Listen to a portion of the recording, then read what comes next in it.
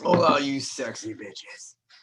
Well, welcome to the Danger Lounge for another edition of the segment Flirting with Danger. And today we're going to talk about what else? Flirting, social dynamics, sex, love, rock and roll. And before we get started, remember, if you find this interesting, entertaining, otherwise amusing, please share with your friends, enemies, family pets. Most importantly, if you have any input or commentary to make or something to add or something I didn't think about or more questions to ask, please put that in the comment section so that I can see those and then consider it for future videos. So today's video is going to be about specifically what questions you should ask yourself as a man, as a guy who's dating women. What questions should you ask yourself? Actually, specifically, 10 questions that you should ask yourself if you are serious about possibly dating this person rather than just, like a casual association, so to speak. So if you think this woman has certain characteristics or traits that make her a potential long-term scenario, and again, a big believer in you better vet hard, you better vet often, and don't settle. Because the consequences, gentlemen, are great. So, before you ever even consider, in fact, during the feeling out process, so to speak, you might find that you are, you're asking yourself these questions naturally anyway, but there's certain things you should look for. There's certain red flags that I've talked about in other videos. But these are 10 specific questions that I would ask, or I would tell, my nephew when he gets older, or somebody that I cared about, when considering more than just a fling or someone that you think has potential, that you think has the initial traits that are intriguing to you and you think might be suitable for a long-term partner. Here's the ones in my experience, and there are certainly many more. I could make 50 to 100 questions, but these are not the top 10, but 10 that came to my mind very quickly off the top of my head that I always sort of unofficially look for, along with red flags and certain filters that I think everyone should have in terms of that context. So without further ado, let's get started. Number one, first question, in no specific order of importance, by the way. Is she an asset to your life or a liability? Now, I can mean that in terms of finances, right? Asset puts money in your pocket. Liabilities take money out of your pocket, right? But we're going to speak metaphorically and say, does she add to your existence or does she take away? Is she an energy giver or is she an energy taker? Does she suck the will in your soul to live? Now, we all know people like this that are very difficult to be around for sustained periods of time. Maybe they're okay up front, but dating them is a different story. So, and I also know that initially it's difficult to tell a lot of times if this person is a asset, an energy giver, or somebody that sort of takes away and is more taxing in nature. It's hard to really determine right off the bat. If you notice that right off the bat, you kind of know that, okay, this is not going anywhere. This would be hell, but if you're a younger guy, you may not know the signs for that, but you cannot take those signs lightly. Is she seem to be very high drama? Does she seem to always have issues? Does she seem to always create mountains out of molehills? Those sort of things that can be very tiresome in any sort of association with another human being, but specifically in a relationship, romantic context. So you want to make sure that you're certainly aware of that and you're asking yourself that question. Initially, look, if you have any sort of association with this woman for, a month, 6 months even, it might be hard to determine just, how much of an asset or liability she could be, but you should probably know in the first couple of months, right? If you've seen her semi-frequently. So Always keep that in mind, because that's not going to go away. That does not change. That's not going to improve, but it could get worse. That's my experience. Secondly, number 2, does she add stress or take it away? Now, that sounds very much like the last question I asked, but I'm going to give it another context. And I've spoken on other videos before about this very same thing. One of my buddies succinctly put this to me once, and I was like, I never thought of it that way. I think of it in a lot of different ways, but this is a really good way to put it.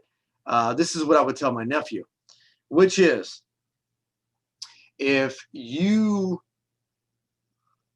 before you would ever consider moving forward with a woman in a committed fashion, specifically, especially say something like a marriage, then you would want to certainly consider or ask the question, is this woman or this person in my life making my life easier or more difficult? Anybody can make your life more difficult. That's not very hard. Shit, you can do it for yourself. I mean, if you want to, you can make your own life very difficult if you want to, probably by choosing people like this. If the girl in your life is making your life more difficult and more stressful, is she taking stress away or is she giving it to you? My buddy said, Jason, I will commit to a woman when she makes my life less stressful, not more stressful. Now, at this current state, maybe he's dating somebody now, but maybe but this, up to this point, he's not been married, and that might tell you something.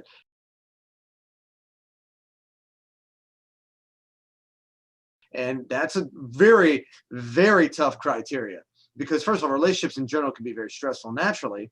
And anybody in your life, even if they're a good person, even if it's not somebody you're romantically involved with, can make your life stressful. So that's a tough one. But consistently speaking, generally speaking, the natural vibe that you get, does she consistently make your life more stressful, or does she take stress away?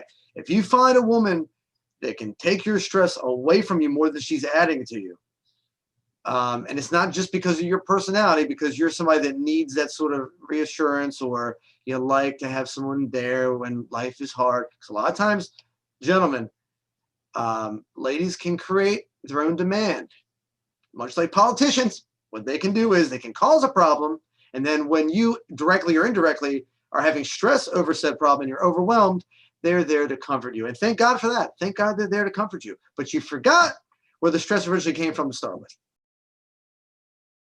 whether it was direct or indirect, whether it's the dynamic or was actually them directly causing the stress. So, and that's not to say that you too, men, are not also adding stress to their lives. That's very possible. It works both ways. But I would generally say that that's a very good question to ask, a very good criteria to have for determining whether or not this would be a good fit for a relationship. Does she add stress or does she giveth? And more often than not, I would say that it's very difficult to find a partner that's going to take stress away and not create more. But if you can find one of those, then that's a big check mark. All right. Now, if you notice, the first two are basically sort of the same thing, which is she high maintenance? How much energy does she require? Life is hard enough as it is. A relationship does require maintenance. It does naturally require, effort, sustainable effort. The level of sustainable effort that it takes is really key, right? How much of it? Is it take a high level of maintenance, or is it relatively low level and she understands that you have a life outside of her and she's not trying to make your life more difficult? Or maybe she can't help but make your life more difficult because that's just how she's wired, or that's how she was raised, or she needs attention, whatever the case may be.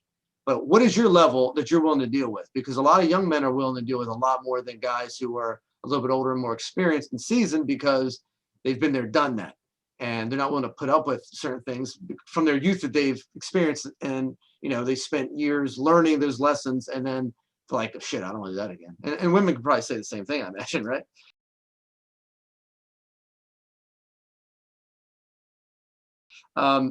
Number 3, is she a good person with good intentions. Now, sometimes it's hard to find. I mean, you know, people that are married to people for years even, and they find out, oh shit, this is not the person I thought I married, or maybe they changed or what have you, or you thought they were good, maybe they're not. And your perception or perspective changed given new information or experiences or things you've witnessed, or maybe secrets that you found out.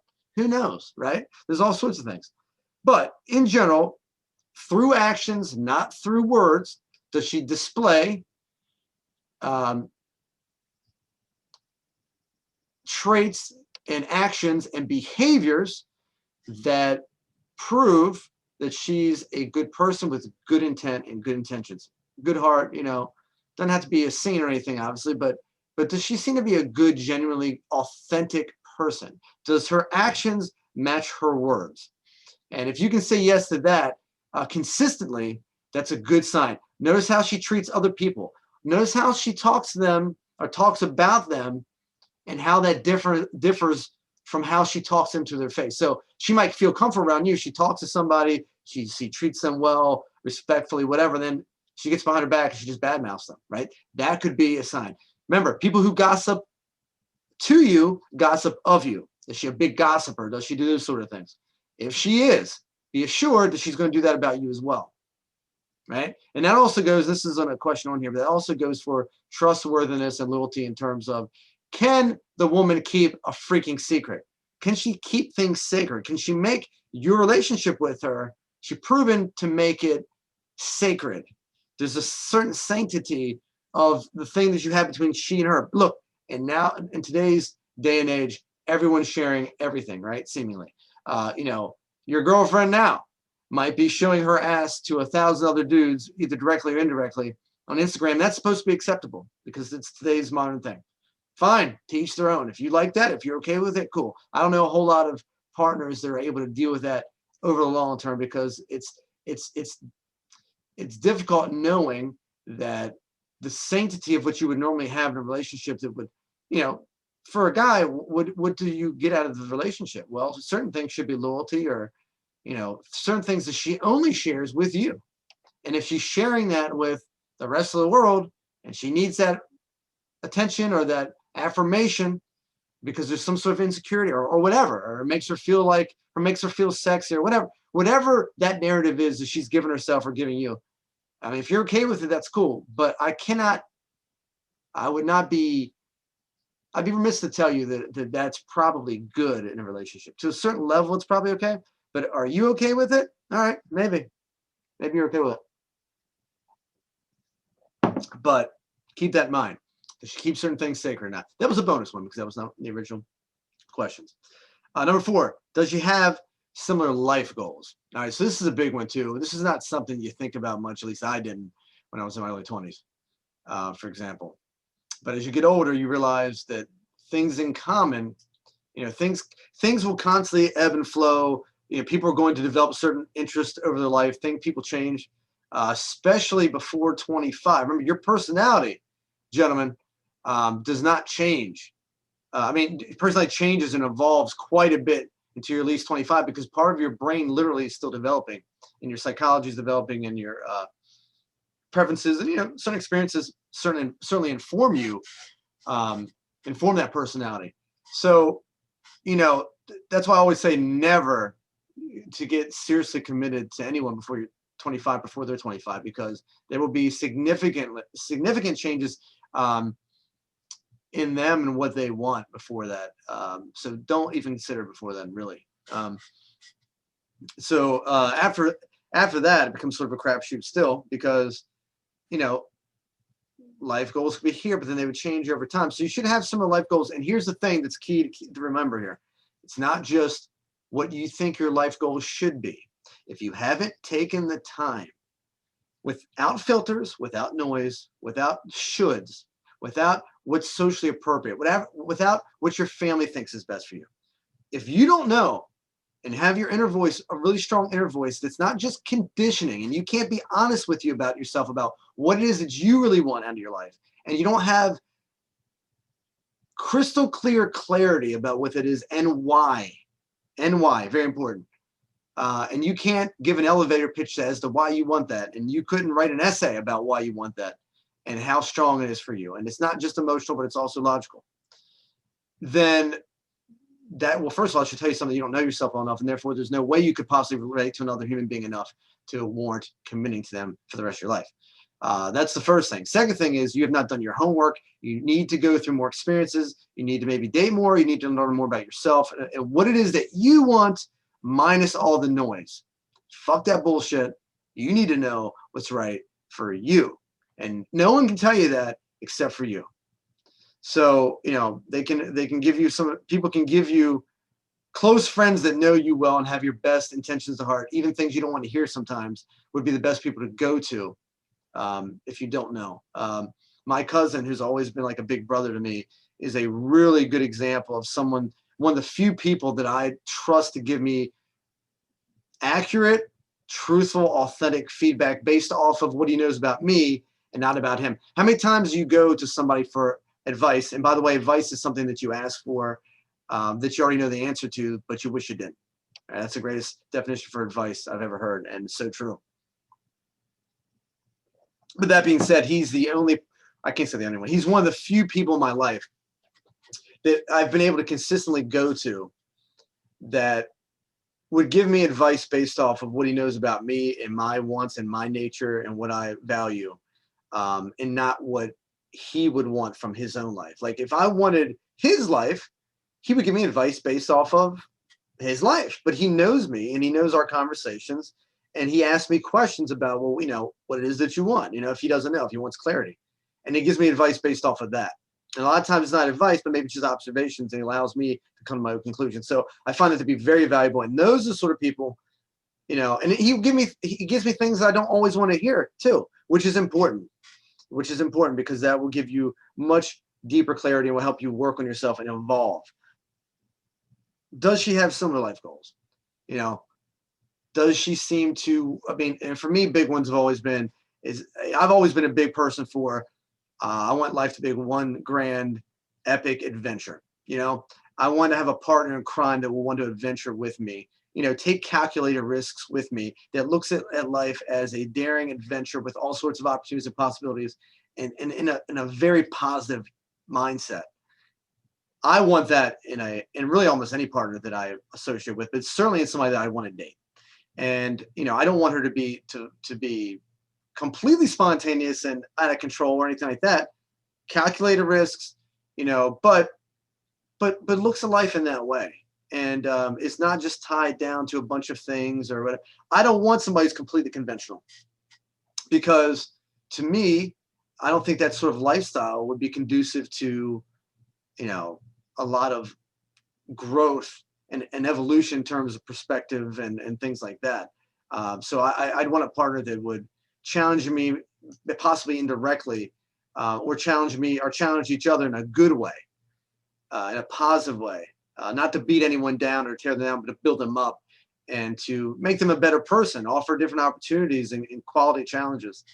And that's, to me. So I know that if I'm dating somebody that's not like that, who I find over time is just like, this person is just, they're not going to do it. And it's not anything necessarily it's a character flaw on their part. It's just the way they are. But if they don't want the same things, they're not willing to give. And here's a big one. In fact, I should have put this one on here. So I'm glad I thought about this. This relates to what I just said. Ask the question, this is a huge one. Is she willing to do for me what I'm willing to do for her? That is a huge question that I always ask myself. It's going to take you a little bit of time. You're not going to know this right away. It's going to take time, maybe a year, to figure this one out. Remember, everything, all your decisions and your observations about this person should be based primarily in her behaviors, not her words. Do her words match her behaviors? And does she do so consistently over time? And is she authentic through and through, meaning does those things match? Does she do what she says she's going to do? Does she follow through? Does she keep up her end of the bargain, not just with you, but with her friends, with her family, people that are important to her, you know, who are the people that are important to her, you know, all these things. There's been so many times where I dated a woman for, you know, sometimes years, and you get to the point where you're just like, you know, I did this for her and it was very inconvenient. It was very, you know, or put my life on hold for X, Y, and Z. And you learn this going through life. Many of you ladies out there will say the same thing about guys. I know that because it's true. You find out at the end of the day that a lot of the stuff was lip service because they didn't deliver. They told you what you wanted to hear, but when it comes down to actually taking action that's inconvenient for them or that puts them out a little bit, they don't take that action, or they'll place other people ahead of you in the pecking order in terms of what, you know, they might say how great you are to them and how important you are, but they're constantly putting other people in front of you or in front of the relationship. It doesn't have to be about you. And then before you know it, you're like, you know what, this girl is not willing to do for her what I have done or I'm willing to do for her, which means that's a non-starter. As soon as I find that out, I'm on the way out, or I'm going to get to the bottom of it and have a conversation, and I'm going to want to see some behavioral changes that backs her words, right? Because I'm not saying everything's got to be 50-50, but if you're dating somebody that is constantly putting you on the back burner or the relationship on the back burner, or is not willing to do for you what you're willing to do for her, sorry, either lower your standards or find somebody else. And for men, I feel like a lot of men actually lower their standards because they want that woman to be what they've imagined she should be, but she just isn't, right? We have this picture of them a lot of times, this grand view of what we think women should be like, or what they were. We a lot of times put them on a pedestal, and then you figure out that your fantasy was just that. It's a fantasy. She's not like that. There's no way anyone can live up to those standards sometimes or whatever. But I do feel like, for the most part, guys tend to, lower their expectations as they go through it. And, which is not always a bad thing, but, keep that in mind. Number 5, although I just gave you 6 or 7 there. But don't forget that one because I didn't have the list. Is she willing to do for you what you're willing to do for her? Because if she isn't, bye-bye. All right, next one. How does she handle stress and conflict? Big one. There's not as much stress and conflict typically at the beginning of a relationship because you're the honeymoon period. And you're fucking like rabbits. You are enjoying each other's company. You're putting your best foot forward. Your agent, I always say, you are not representing yourself. Your agent is, right? The person that she's meeting and that person that you're meeting is not really her. It's the agent. The best foot is being put forth. And typically speaking, once expectations are added to the equation at some point in time, which always fucks things up. Insecurities start to show the rear its evil head. Communication breakdown typically happens, usually due to stress. And then you start to weed out the women from the girls, because that's where you start seeing a lot of chinks in the armor, and things can deteriorate very rapidly. And you don't necessarily want to deal with somebody that doesn't handle stress well. Now, we all can handle stress poorly. What I mean by that is, when she's stressed about something or when there's an argument, does she start calling you names and leave the room? Does she bring her friends involved in it? Does she shout your dirty laundry? Does she air your dirty laundry to her family and friends?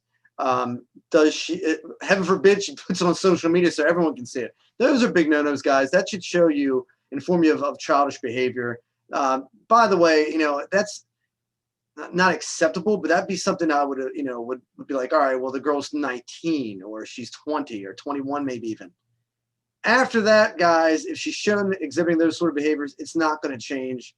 You got to get out of that because you're going to be miserable. There's no way. I don't care how good looking she is, how great she is in bed, how down on yourself or desperate you might feel. It is not worth dating someone like that. Your life will be a complete hell. You will chase your tail and your emotions and her emotions forever. And it will suck. It will suck you, run you dry. It will make you mentally and emotionally unhealthy, possibly physically unhealthy. It is not good, guys. It's not worth it. I can tell you this to you blue in the face. There might be 21-year-old guys out there, 25-year-old, 30-year-old guys out there that listen to me going, yeah, that's what I'm feeling right now. I just can't get out of it. And like, oh, this girl's different. That's always the thing. This girl's different. Okay. Well, like I say, different girls, same dynamic. Right? You're not going to change your stripes. A woman is still a woman, a guy is still a guy. They're still going to have some of the same stuff. And if you have a high maintenance woman that is constantly being emotional or just burns the shit show down when there's stress or conflict, especially within your relationship, if you're having communication issues, or you have some sort of something you need to resolve, how does she resolve it with you? Does she speak clearly with you? Does she define, the goals of the conversation and work through it with you? Does she resort to name calling? I mean, we all do that to some degree, but does she calm, cool, and collected, or does she have just an emotional, outburst and poop on you and bring up, things from the past and things? Again, we all tend to do this from time to time, but that is big. And watch how she handles stress. And is she cool under pressure? Does she internalize? You also don't want her to explode later if she internalizes it and that sort of thing. How does she deal with it? Just watch, observe. Number 6, she's really number 7 or 8. What's her family like, and what's her relationship with her parents, but most specifically, what she is for her dad? Because as we all know, her relationship with her dad is the archetype. He's the archetype for how she's grown up around. How does she relate to men? How did he treat her? Did he treat her well? Did he spoil her? Because it goes, we always think of, oh my God, did he treat her poorly? Did he call her names? Heaven forbid, was there something physical involved? But we don't think about the other way. There's a lot of men out there and parents that spoil their kids, and they become bratty, even into adulthood. And then it becomes a very high maintenance person. That's where high maintenance comes from. If she's wrapped her legs around a stripper pole, hey, I don't judge. I love dancers. But those are daddy issues we know about. That's the stereotypical thing, and it is true. I hate to say it, but it is true. So if she has daddy issues, yeah, have a good time with her. Keep her at arm's distance if you want. There's can be very good times, very entertaining and amusing and fun. You might even keep her as a friend. But in terms of a relationship, yeah, tread very cautiously. That's why these questions are in place. Siblings, birth order, number 7. Where is she in the birth order? Does she have brothers or sisters? Okay, so fun fact. I've dated quite a few women seriously, besides just my flings. And I will say without a shadow of doubt, I'm confident in telling you this. This is something I'd want to know if I was 21 again, which is pay very close attention to the birth order and what is her relationship dynamics with her family, her siblings specifically. If she's obviously a woman, if you're dating her and you're digging women, is she the oldest? Is she an only child? What that brings. A lot of times they tend to be spoiled. Or they're self-centered. Not all the time. Not all the time. Do they have this is a big one. Do they have a brother? Preferably a couple brothers. Preferably an older brother. Because that's going to be the one person in her life that kind of keeps her. First of all, she'll understand what it's like relating to a guy. And she will also, men tend to be very honest and very blunt in their assessment. Guys are always trying to get laid, so they're telling girls they're 5s that they're 8s, right? Or they're treating them like they're 8s when they're actually 5s. Or the behaviors that are unacceptable, they allow them to slide with, at least at first, because they want to get laid, right? So there's not a lot of feedback there for women to really know a lot of times where they actually stand with men. That's why it's very important that she has a good father and a good brother or brothers, male figures in her life that she grew up with, that she trusts and that have treated her well, but also have held her accountable, just like they would hold the men in the family accountable. It's very important. If she never had somebody like that in her life, or her father was weak, or she didn't have a good relationship with the father, or there was no brothers, that's a big one. That's usually a shit show, okay? You ever worked for a place that had nothing but female employees? How'd that work out? Well, ladies out there, you answer that one. Have you ever done that? What do you think about that? All the girls that I've seriously dated had nothing but sisters. And if they had brothers, sometimes they weren't older or whatever, but almost all of them had sisters, with a few exceptions. And a lot of the girls that I've dated had older sisters. So they're either the middle child or they were the youngest. And that creates all kinds of interesting scenarios, specifically when the sister was domineering or jealous or petty or manipulative, which, siblings can be. A lot of times they can be immature. There's a lot of good sibling relationships out there, but there are a lot of bad ones. and that's what she's used to, and that sibling will often tell her how to relate to men, even though she's not a woman, she's not a guy, so she really doesn't know how to relate to men. And we've already said there's no brothers there to kind of, hold them accountable in that way. So tread very lightly. That's a red flag. If there's anything I've learned, look at that. She's got an older brother and they have a good relationship, and there's maybe multiple brothers, or what's the order of the birth order? Relationship with the men in her life are hugely important for the emotional health. Most of the girls I've dated that just had female sounding boards growing up, especially if there was manipulative, domineering, overbearing, jealous, petty siblings, specifically older sisters. I've had several of them. That's a nightmare.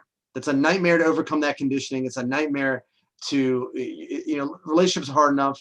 It's really difficult to overcome that. It's really not worth it, to be honest with you. Once you find that that's the case, find out that immediately. As soon as you find out, know that, because you don't want to like fall in love with this girl or get more deeply involved emotionally. And then you find out that, wow, this dynamic with her sister, whatever, like she looks at guys a certain way that isn't accurate, or she treats men a certain way. She feels like she's entitled to certain things that aren't really reasonable. Again, she's high maintenance, and this sibling has a lot to do with it. It's a sign of more things to come. Okay. You do not want that. A lot of times these women tend to be third wave feminists. I'm not talking about old school feminists when it was necessary. I'm talking about the ones that are looking for something to be mad at and looking to cause strife and drama because it's an attention-seeking device, and they have a chip on their shoulder. They feel like everybody owes them something, that they're man-hating, everything's always look through the prism of men versus women. I mean, just silly, childish shit. You don't need to deal with that. I'm telling you, it's one of the best advices I can ever give you. Trust me, you don't want to go through it. I've been through it with several women. If they have a shitty older sister, get the fuck out of me. First of all, identify it as soon as you possibly can. First, find out what the birth order is. Secondly, find out what the relationship is like. Meet this individual. Spend a lot of time around them. See how they interact. What they're like as a person. Do you value them? Do you value their values? If there's any chink in that armor whatsoever, be very wary. If there's a big chink in that armor, you get the fuck out before you have emotions to this girl. I'm telling you, it's not worth it. I've been there. It creates all kinds of interesting stories. As you look back on it, it's hilarious, but you wonder why you wasted all that time and went through all that pain and discomfort and just high maintenance bullshit. For what? For an older sister? And the girl she's not a fully functional adult to be an individual person. It's just not worth it. It's not worth it. It's not fun. It's not interesting. If they're not going to be an adult, then find someone that is going to be an adult. There's too many people out there that are reasonable to deal with that bullshit. Okay. As the feminists would say, you deserve better. All right. Next. Introverted or extroverted? Big one. My psychology professor in college used to say, you want to do yourself a favor? Marry an introvert. If you want to get married, that is. Or if you just want to date somebody and make your life easier, marry an introvert.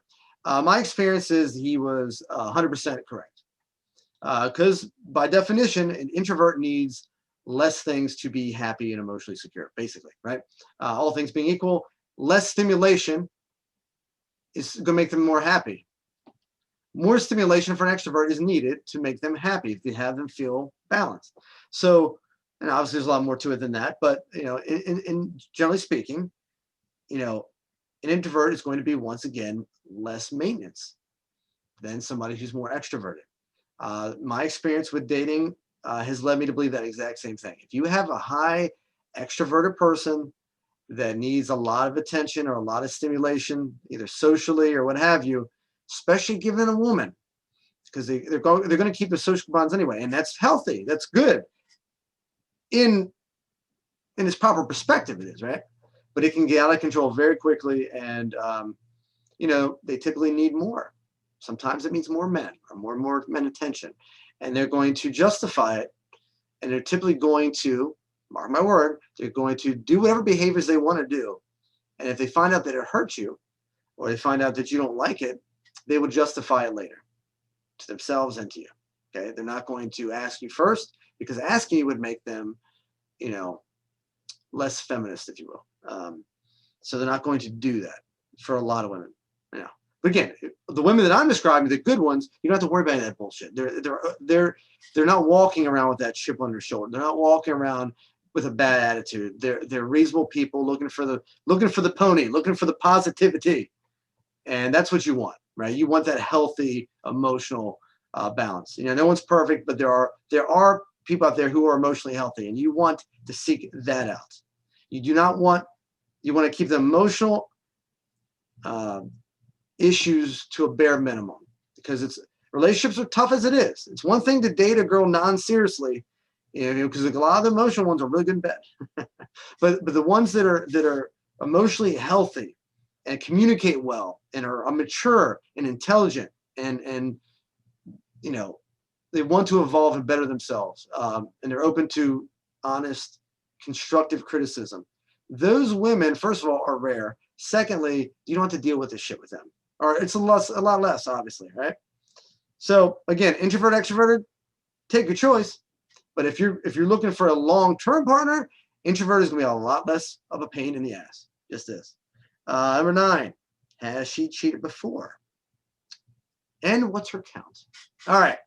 So again, modern day, you know, it's like now modern day women wear that with a badge of honor. They want to be more like they perceive guys to have been historically.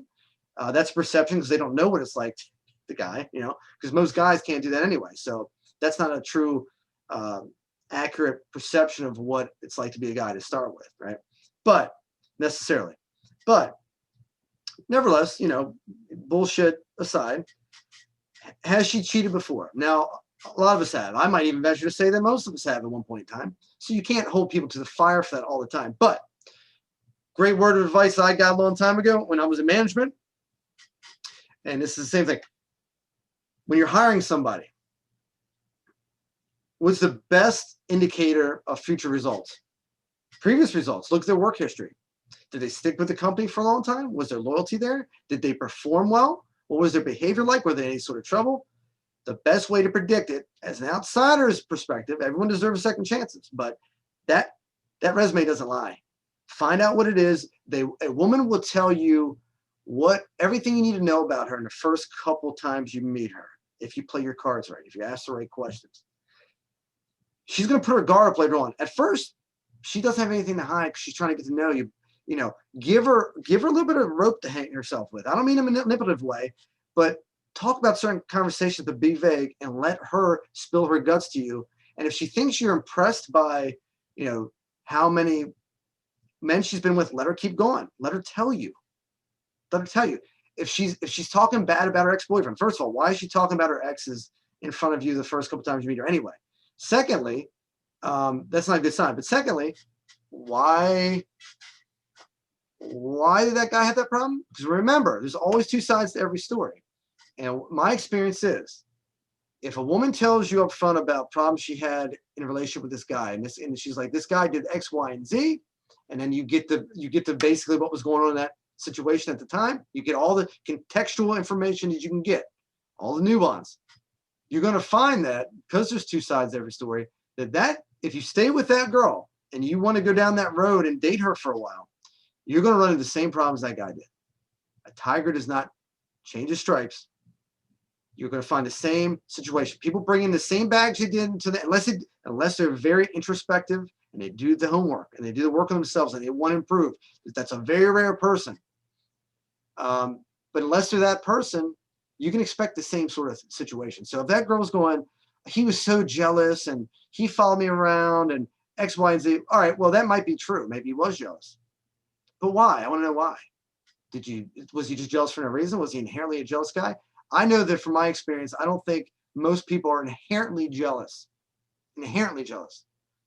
Everyone has insecurities. So if you want to tie jealousy with insecurities, well, then who isn't to some degree, if given a certain stimulus, if given a certain situation or environment, enough threats, whether that's social media threats, whether it's in-person threats, whether it's flirtation when you're around, when you're flirtation when you're not there, whether it's, you know, rumors, speculation, I mean, you know, gossip.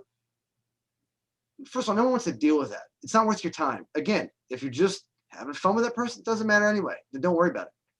But in fact, that's why I say don't worry about it. But if you worry that if you're going to end up falling for this person by accident or something like that, and you're young, because that happens when you're young, you fall for people and know up front this is not the girl that you originally would have dated, but you're like, oh, I'm just having a good time, and next thing you know, you've been dating her for a while, and now you develop feelings for her because of the law of social inertia and also the 3-month rule and oxytocin and all the stuff we talk about in terms of biology and in human nature. Then guess what's going to happen? You are going to be subject to the same thing that guy before you or the guys before you were privy to, which is to say, not fun. Yeah. So, and what's her count? Look, I know nowadays it's like it's women find it to be cool, I think, to sleep around or whatever, and it's like a badge of honor.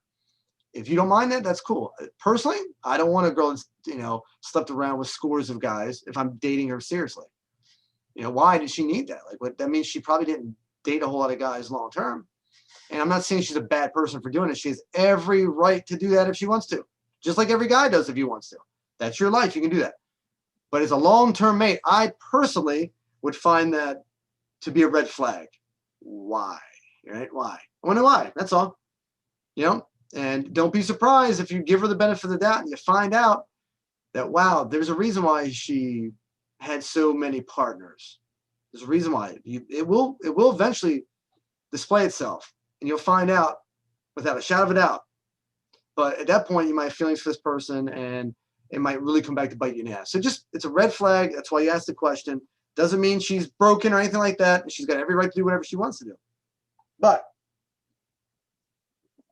those are the ones that I would keep around as flings, somebody that I'd be friends with, someone that I'd cherish and value in a certain context, but I'd be a little weary about jumping in the fire right away. I would definitely do my homework first before I put a little toe in to the lava before I would immerse my entire lower regions, if you will.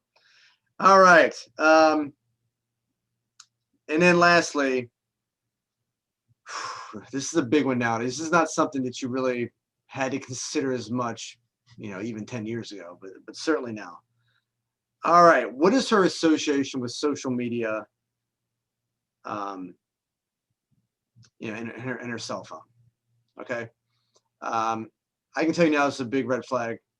That is the microcosm for something much bigger, which is what is her need for attention and affirmation, and for that dopamine hit and for that feeling good about herself sort of thing. How many times have you heard a woman who was like feeling bad about herself say, well, I'm going to jump on social media on a dating site so I can get my confidence back up? Because why? Because every girl knows she can go in there and she's going to be flattered by a million guys who don't even care about her, who may look at her as a 5, but are going to talk to her like she's an 8 or a 9 because they want to get laid. And they know that she is insecure and that's going to work, right? We know this. As men, we know this. And that's why she's going there, for that to get her confidence back up, which again, to each their own. But that gives you an idea of what you're dealing with. Do you want to date someone like that needs that affirmation outside of you? What happens when you fuck up once, which you're inevitably going to do because you're a human being? What happens when you fuck up or you're not giving their attention because you're working a lot or you're stressed out or you got your own stuff going on or maybe you had an argument or whatever? Well, guess what? It becomes a very nice alibi, a very nice rationale for seeking attention. That's, hey, I wasn't cheating. I didn't do anything physical, but I got my affirmation and I got my attention from other guys that were telling me how great I was. Look, over time, if there's enough small chinks in that armor, that builds up to huge cracks, and eventually she will break. She will break, and she will justify it. I've seen this over and over and over again in my life. They will justify the behavior. Not all of them, because again, I'm talking about ones that you have red flags up for. But they will justify that behavior. It's natural human bias, right? You're gonna create a narrative if it's not already there, and you're gonna use someone else's behavior to justify something that that you probably wouldn't like if it was done to you, right? We all do it to some degree. It's the amount of degree that you're comfortable with. It's human nature. But if she's someone that is on social media, she cannot disconnect from the phone, and I know that's sort of the default to women like up to like 30 now, and really after that, because they grew up with this constant in your face advertising, social media, getting your kicks off of online dating or, Instagram, and having to constantly have to promote yourself, even when you have nothing to really sell, and that's exhausting, right? It's not fun, but but there's a certain women that need to feel connected at all times. Now, look, that I think is more of a female trait than it is for men in general. Yeah, but it is a tool. There's nothing wrong with social media as a tool. It's just like the telephone used to be when it was a landline. Everyone knew somebody growing up when you were younger that abused the telephone. You couldn't get off the fucking phone with them, right? Now that you have texting, years later, you have texting, you have social media. Well, now these people, they're still the same people, but now we're breeding more of those type of people. But now they have so many more outlets to do this. They have all sorts of social media. They have, Instagram, Twitter, they have texting, they have Snapchat, they have all sorts of things they go on, and it connect with whoever they want to connect to. People you may or may not even know. So there's always an insecurity there. There's always something. So this is why I don't envy young men coming up that want a serious relationship, because it ain't gonna be easy with all these varieties, especially with the narrative that's out there, that basically women can do no wrong and they can act any way they want to. They're basically taking, a lot of these women are taking the traits that they deemed evil, that were bad behaviors in men, right? They didn't like that they think that men slept around. They didn't like that men treated them like assholes, or were inconsiderate or disrespectful, or, too preoccupied with other things or whatever. But when they're feel like they can exhibit those traits, they feel powerful, right? Well, what was a bad trait? The gender had nothing to do with it. It was just a bad trait. So bad trait for this gender is still gonna be a bad trait for the other gender. Why does that make it any better, right? I don't think that a lot of women look at it that way, but it's just bad behavior. An asshole's an asshole, Someone might call you a dickhead if you're a guy, and might call a woman a bitch. To both derogatory terms. Not very nice. But it really just means you're an asshole. Doesn't matter what the gender is. You're just an asshole. An asshole is an asshole. And there are times, believe me, where you should be an asshole. But that being said, a bad trait's a bad trait. Doesn't matter what gender is exhibiting such bad traits. But anyway, is she addicted to her phone? Let me tell you, and then we'll get off here. You might have experienced this. If you don't, if you haven't, you will, especially from younger women. But trust me on this, it's not just from younger women. It's both. So I dated I was 10 years older than she was. This is a while back, and very young. She's attractive and all that, but not worth what I ultimately had to put up with, right? So very young, I constantly had to give her the benefit of the doubt, because it's like, all right, these are just kind of young traits. But I remember sitting at a dinner with a buddy of mine, really close buddy of mine, and a girl that we both mutually knew. And let's just say a woman, because she was a grown, mature woman. And I just started dating this girl for like, I'd say 3 months. And I was talking about how she seemed like kind of high maintenance. And she asked me how old she was. And I think she was 20 when I met her, 20, 21. And she was like, oh, she's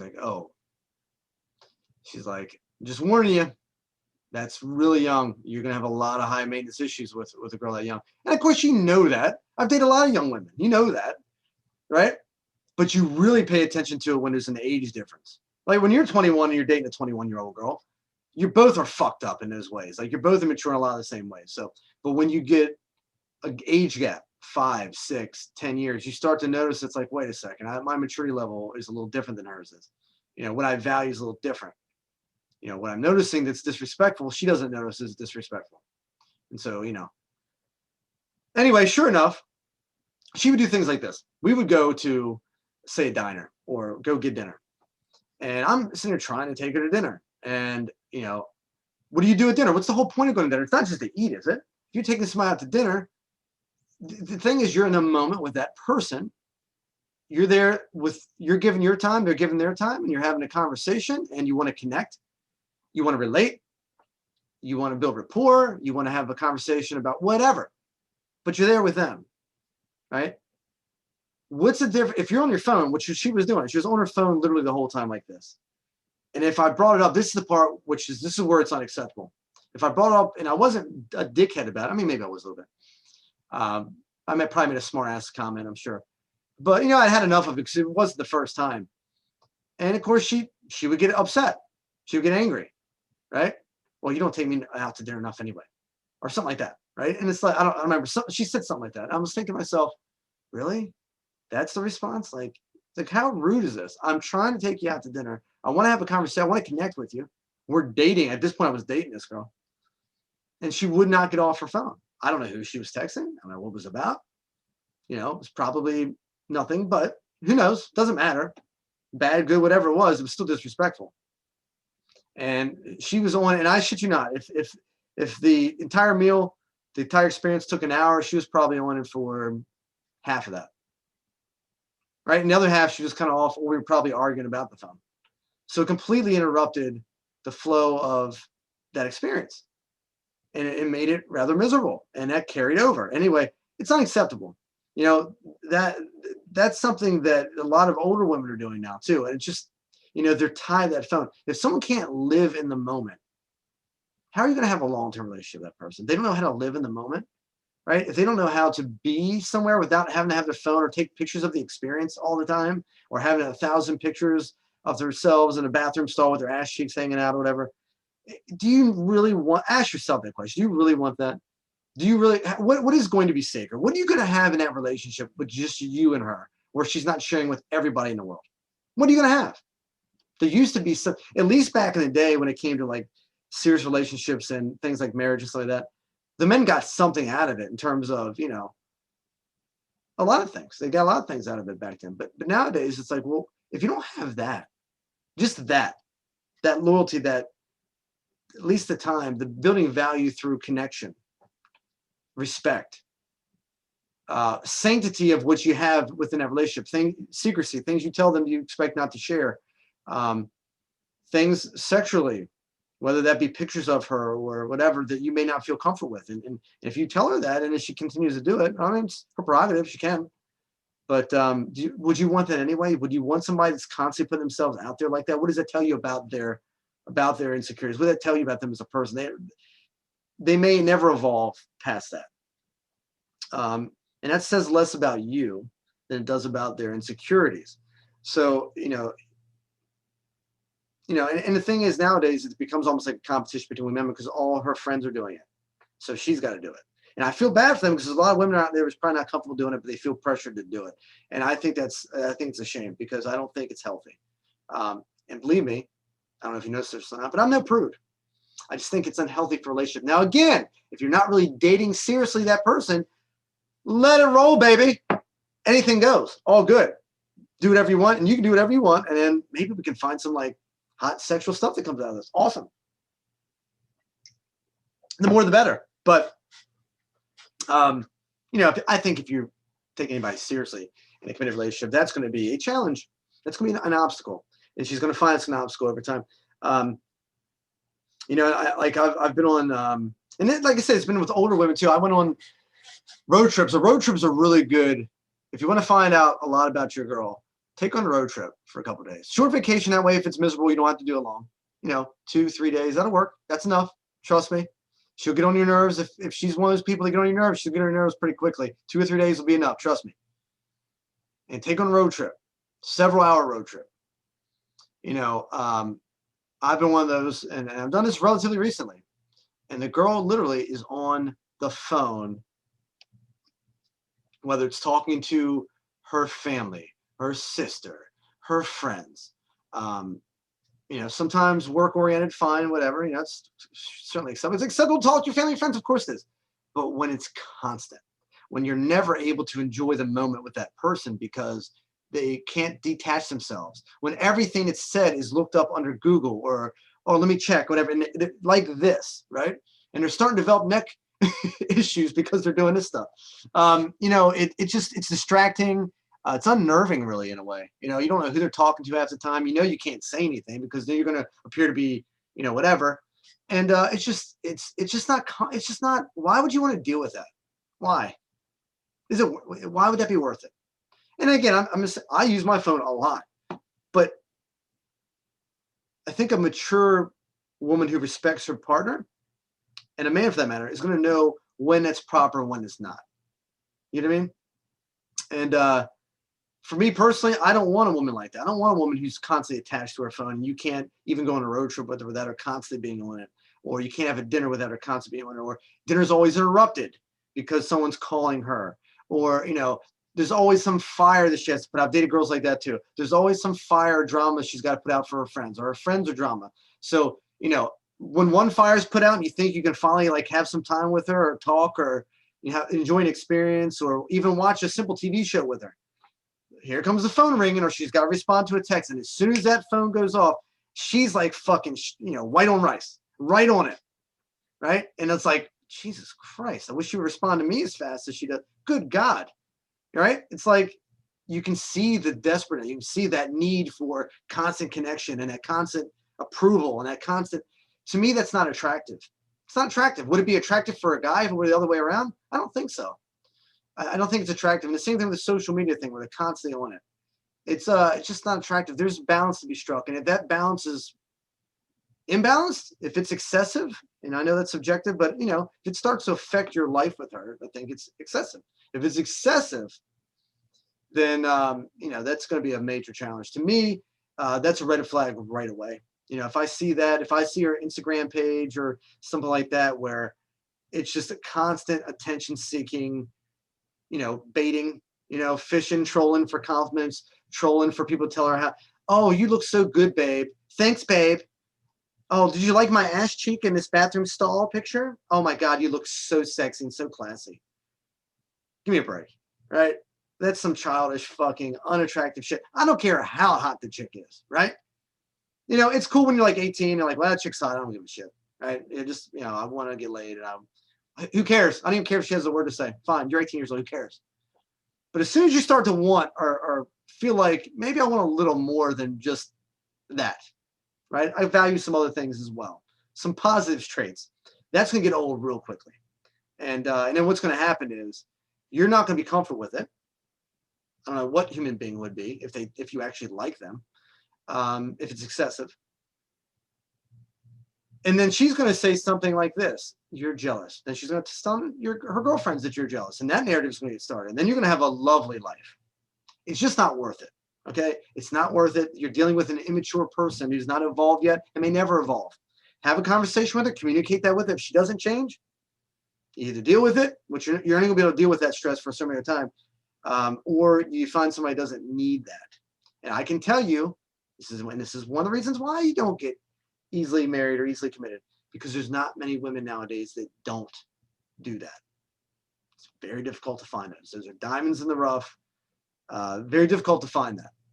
So, you know, just kind of keep that in the back of your mind. So anyway, hopefully, again, that was informative. I feel like those are questions that will serve any young man or even older man if they're not experienced. And if you guys have any comments or additional things you want to add, guys out there, any additional questions you think? Like I said, I had about 20 other questions that I would add probably pretty easily, but I thought those were probably the best 10 or 12 off the top of my head. And women, if you have any questions out there, any comments to make, any adverse reactions, any positive affirmations, any questions that you would ask that I missed from a woman's perspective, that would be very interesting. And any just commentary in general you want to add. In the meantime, remember to hit the like button, share, and send this to a man that may need to read this. You might be saving many years of his life, that he could be enjoying himself with many hotties or one really great one, right? If he'd only asked those questions and he'd taken them seriously. Anyway, till next time, Jason Danger out from the Danger Lounge. I will be back and we will chat up about more social dynamics, sex,